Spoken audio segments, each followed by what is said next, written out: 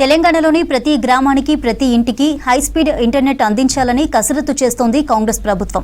IT మంత్రి శ్రీధర్ బాబుతో కలిసి కేంద్ర టెలికమ్యూనికేషన్ల శాఖ మంత్రి జ్యోతిరాదిత్య సింధియాతో ఉన్నత స్థాయి వీడియో కాన్ఫరెన్స్ నిర్వహించారు సీఎం.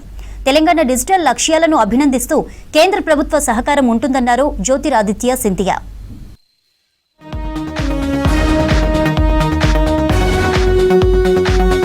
రాష్ట్రంలోని ప్రతి గ్రామానికి ప్రతి ఇంటికి హైస్పీడ్ ఇంటర్నెట్ ఇచ్చేందుకు అమెండెడ్ భారత్ నెట్ కార్యక్రమం కింద టీ ఫైబర్ ప్రాజెక్టు అమలు ఒప్పందాన్ని త్వరగా కుదుర్చుకోవాలని కేంద్ర ప్రభుత్వాన్ని సీఎం రేవంత్ రెడ్డి కోరారు.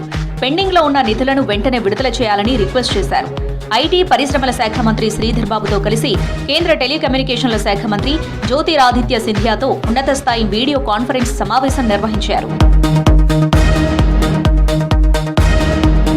ప్రతిష్టాత్మక ప్రాజెక్టులో భాగంగా మొదటి దశలో నెట్వర్క్ దెబ్బతిన్న ఉమ్మడి నిజామాబాద్, రంగారెడ్డి, ఖమ్మం జిల్లాలోని 3089 గ్రామాల్లో డిజిటల్ కనెక్టివిటీ పునరుద్ధరణ పనులను అత్యంత ప్రాధాన్యతతో చేపట్టి మిగతా ప్రాంతాలతో సమానంగా ఆధునిక ఫైబర్ మౌలిక సదుపాయాలతో అనుసంధానించనున్నట్టు వివరించారు.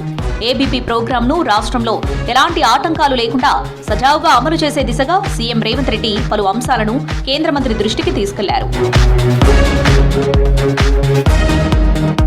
ముఖ్యంగా మండలం నుంచి గ్రామ పంచాయతీ వరకు విస్తరించి ఉన్న రింగ్ నెట్వర్క్ ఆస్తులను డిజిటల్ భారత్ నిధికి బదిలీ చేయడంపై కేంద్రం ఒక స్పష్టమైన విధానాన్ని ఏర్పాటు చేయాల్సిన అవసరం ఉందని ప్రస్తావించారు.